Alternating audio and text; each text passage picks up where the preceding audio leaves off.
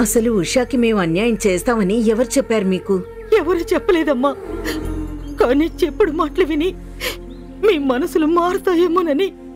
చెప్పుడు మాటలు విని మారిపోయేంత బలహీనమైన మనసులు కావు చెల్లెమ్మ మావి.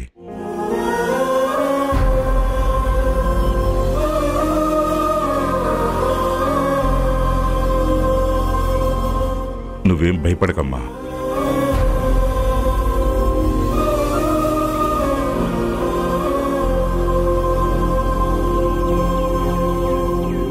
నా కంఠంలో ప్రాణం ఉన్నంత వరకు మీ అమ్మాయికి ఎలాంటి అన్యాయం జరగదమ్మా.